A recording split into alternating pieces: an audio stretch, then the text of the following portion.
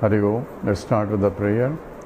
Om Samasta Jana Kalyani Niratam Karunamayam Namami Chinmayam Devam Sadgurum Brahma Vidvaram Vasudeva Sutam Devam Kamsachanura Mardhanam Devaki Paramanandam Krishnam Bande Jagadgurum Tvameva Mata Cha Pita Tvameva Tvameva Bandhusya Sakha Tvameva Tvameva Vidya Dravidam Tvameva Tvameva Sarvam Amadeva Deva Tvameva Sarvam Gurudeva Deva. Hari Om. Is mic on? What's that? Okay, we are doing the analysis of how bondage came. So, ko nama bandhaha katamesha agataha katam pratishtasya katam vimokshaha. These are the first 4 questions related to the bondage. What is bondage? How did it come? How did it get firmly rooted? And how to remove that? So, all related to the bondage. And the other one is kosavanatma paramahka atma tayor viveka. What is anatma, what is atma, and what's the difference between the two, or how to differentiate the two. And these are the 7 questions total were asked by the student. And Acharya first addressed, so what is atma, what is anatma, and then what is atma. By process of negation, what is anatma, one has to arrive at the what is atma.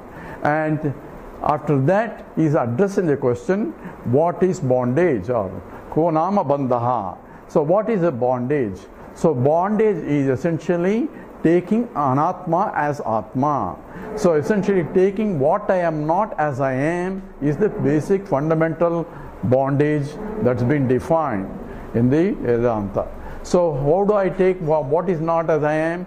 Because I take myself, I am this, because I am a subject and this is an object. So this is a fundamental error that every being is making, because a subject I am, a conscious entity, and this which is inert entity. So identifying myself I am this is the fundamental problem, and that's essentially called the bondage.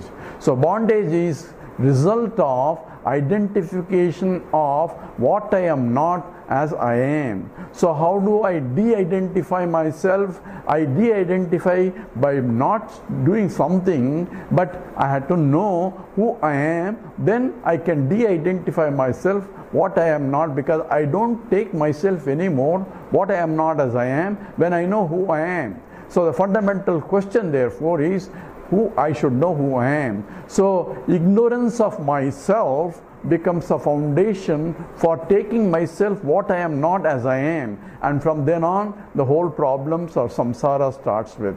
So that's how the Acharya moves from the statement what is anatma and what is atma, and the bondage is therefore taking anatma as atma. So that is the ko nama bandhaha. So what is bondage? And how does it come is a question. How did it came into picture? Why am I taking what I am not as I am?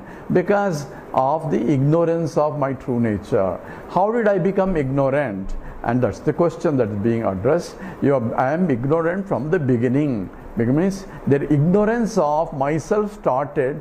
It's not a started, it is anadi. That means it's a beginningless ignorance, because no ignorance can start at any time. If ignorance starts, that means I was knowledgeable before. So ignorance of all ignorances, any ignorance, ignorance of chemistry or ignorance of physics and ignorance of myself cannot start, because it has to be beginningless. So I don't know chemistry. So says, when did you not start knowing chemistry? From the beginning I don't know. So that means it is beginningless. At the same time, anadi avidya, the beginningless ignorance, can end when I gain appropriate knowledge. Appropriate, suitable to related to the ignorance. So if the ignorance of chemistry has to be removed, I should have the knowledge of chemistry. So how do I gain the knowledge of chemistry? I had to study the Shastra of of that. So for that I need to prepare my mind conducively enough to absorb that. So a preparation or prerequisite are required for study of any particular subject, and the particular subject removes that particular ignorance. So ignorance is always defined with respect to not knowing something, and ignorance of self or ignorance of myself can only be removed by knowledge of myself. So therefore the avidya that is related to the fundamental avidya, which is called the mula avidya, compared to other avidya which is called the tula avidya. So therefore there are two avidyas that we are familiar with. One is the fundamental, which is called the mula avidya, the basic one. Basic one is I don't know myself, and the other avidya is knowledge of particular or ignorance of particular field of knowledge. So for the particular things I had to gain the particular knowledge. So in each one of them, if I don't know chemistry, or if I don't know physics, or if I don't know biology, I have to approach appropriate teacher who knows the subject and study under him, and it is a prolonged length of time for study to establish myself I know.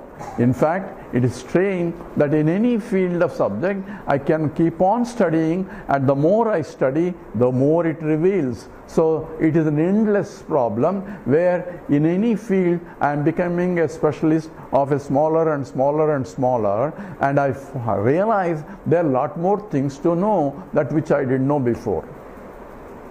And it's an endless for each subject, and each subject is infinite in a sense, and there are many subjects, and every subject I need to know, and in every subject I need appropriate preparation. So therefore there is the requirement of preparing the mind in order to gain the particular knowledge.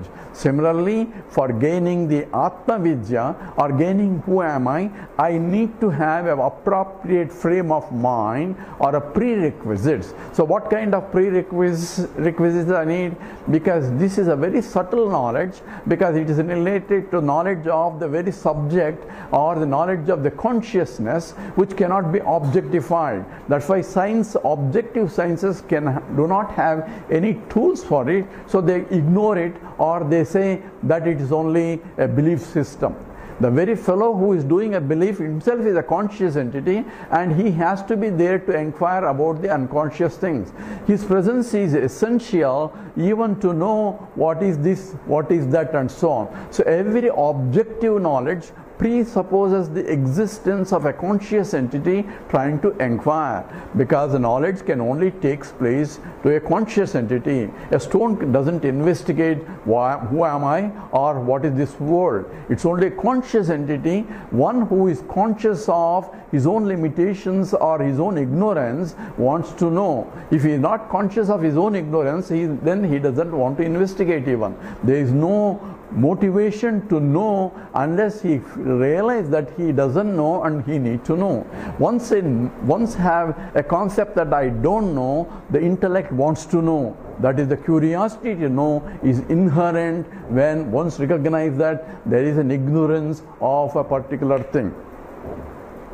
If the intellect is not prepared, then even though I may have a desire to know, then it will not know. So I say I want to know everything, but at the same time I have not prepared my mind to know any particular field, but sitting there say I want to know this, I want to know chemistry, and unless I make an effort by preparing the mind, I will never know any of those. So therefore a discipline has to be there. So I want to know is a desire, and I want to know a particular things is also a goal oriented, and for that I need to prepare. A discipline is required for me to gain the knowledge. So I had to discover, that means I had to remove the ignorance that is covering for me to gain the knowledge, and this is the essential part in all knowledge. But what is that knowledge which is not qualified? Because every knowledge that we are talking about is a qualified knowledge, because it is an objective knowledge. Every object is qualified. Therefore, I try to go after the mind is only trained to know the objective knowledge. And now when I'm trying to say you cannot know yourself by any other means of this knowledge, therefore science or objective science, I should be careful because this is also science, but when you say, most of the science people think that only objective sciences are sciences, but those objective scientists, he does not have tools to investigate the subject I am, because the subject I am cannot be objectified. So objective tools that he uses are not suitable to inquire. Therefore, he has to give up that pursuit and inquire in, say, how am I going to inquire? What are the tools available? And that he doesn't have.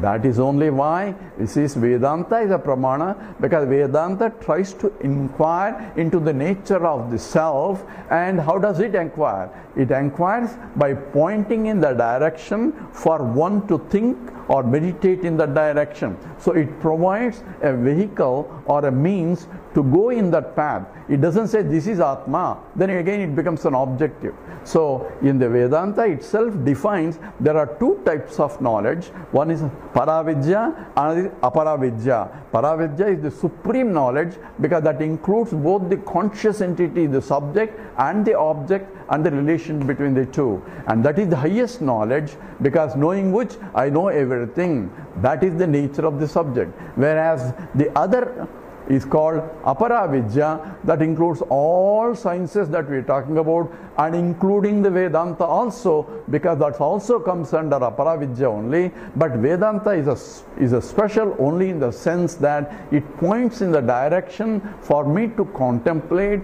to gain the Paravidya also. And that's why it is a complete science. And that's why it includes the both subject and object, but it is a subject that I had to investigate. But for entering into Vedanta, I had to prepare the mind, and that's what we discussed in terms of fourfold qualifications.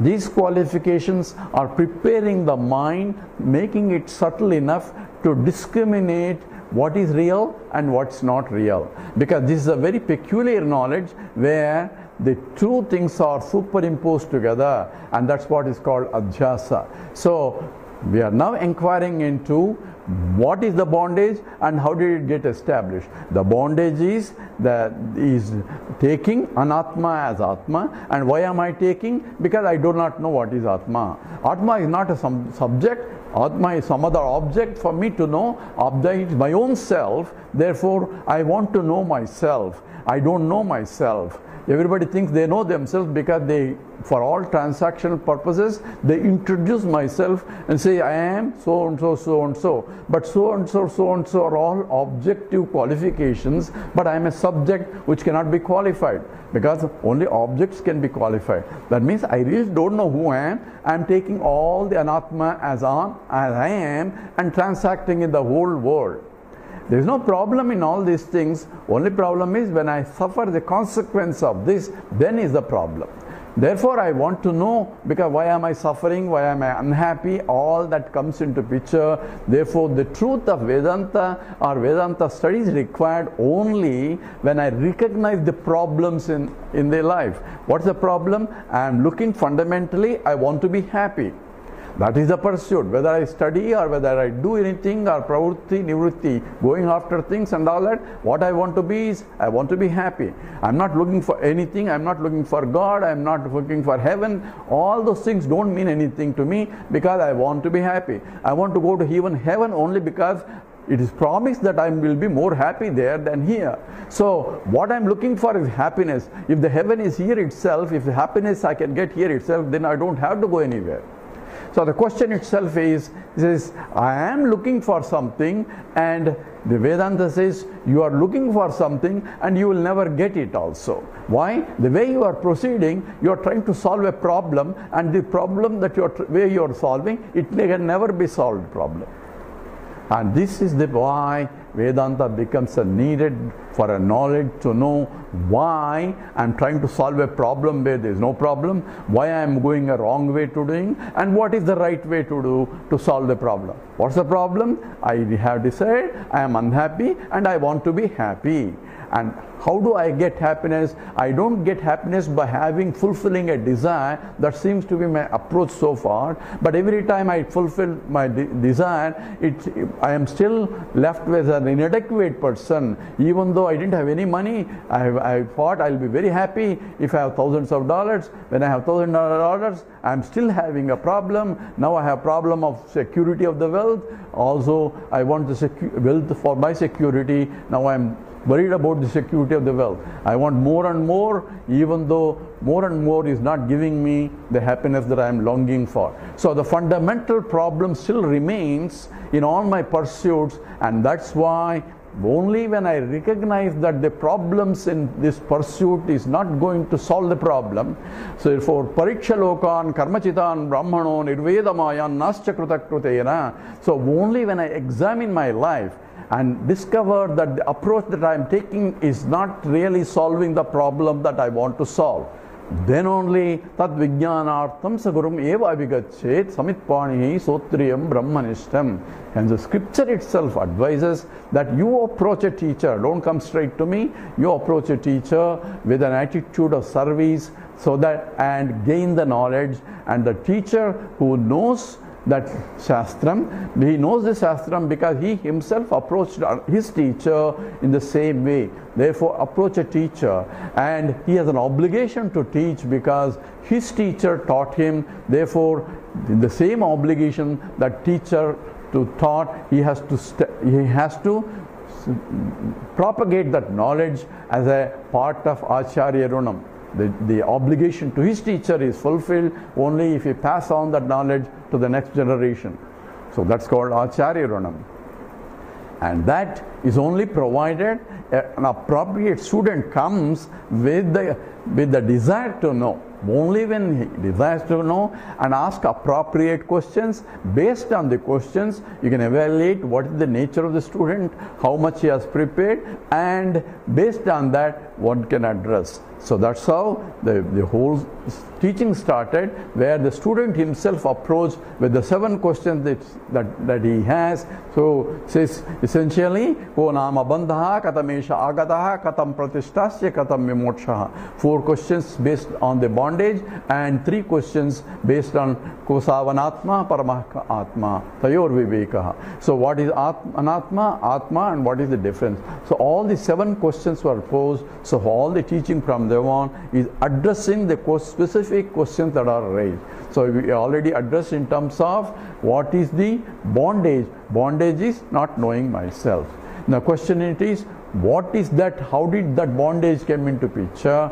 Then I should know complete story of this. For that, it says the bondage is due to ignorance. The ignorance is the fundamental. I don't know myself. So how did this ignorance came? Started with the whole creation. Is a Brahman, is infinite, is of the nature of pure, existent, and the knowledge and anandatvam is happy. That means Satchidananda Swarupam is Brahman alone is there before creation.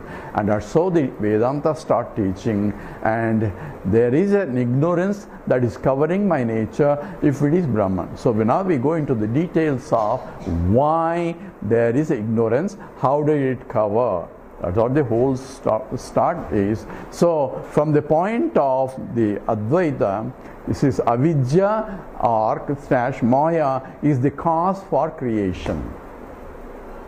So here we have to be very careful in terms of trying to understand what is the essence of Advaita. So now we go into details of the basic fundamental, the philosophical foundation of this, so that we can have a clear understanding what Advaita stands for. And also we have to have the criticism of Advaita by other great acharyas, and what exactly their criticism is, and how do we encounter their criticism. By addressing their criticism, we will get firm abidance in this knowledge, because we have to be crystal clear in order to address the objections raised against the Advaita philosophy also. So number 1 says there are several aspects of Advaita Vedanta, and now we are going into fundamental aspects of this the whole philosophy. And the foundation for that is essentially the totality is called Brahman. Brahman means infiniteness, and that is of the nature of Sat, Chit, Ananda. And for this, the scripture becomes a Pramanam. So if I want to know what is the totality, is there an Ishvara, is there a God, and all that, the scripture starts with statement. It is what was there before creation is essentially Sadeva Saumya Idamagramasid. Existence alone was there before creation. Atma before the conscious entity alone was there before creation. And it is Ananda Swarupam. Infiniteness alone is there before creation. So every time it addresses, this is the basis for foundation. So before and after is only for teaching purposes, because before is the concept of time. Even the time came after the creation. So the fundamental starting point is Brahman. That's all Vedantic philosophers, in all Darshanikas, that means the proponents of philosophers, are all start with the same statement. What is there is, according to scripture, is Brahman. Therefore, inquire into the nature of Brahman. That's how the Brahma Sutra starts. Adhato Brahma Jignasa. Then, therefore, inquire into the nature of Brahman. And what is the Brahman? Then it has defined what is the nature of Brahman. It says, Janmad Jasya Yataha. So the second sutra says, he is the one who is the creator, sustainer, and annihilator. So now we are coming to from the Brahman, which is of the nature of Sat and Chit, and then now talking about the creation, and we go step by step to understand where avidya comes into picture and what's the foundation of avidya and maya. Is maya same as avidya? All these things need to be clear before we have a crystal clear understanding of the philosophy. That will stop now. Om Purnamada Purnamidam Purnat Purnamudachyate Purnasya Purnamadaya Purnameva Vasishyate. Om Shanti Shanti Shanti. Harihi Om Sri Gurubhyo Namaha. Harihi Om.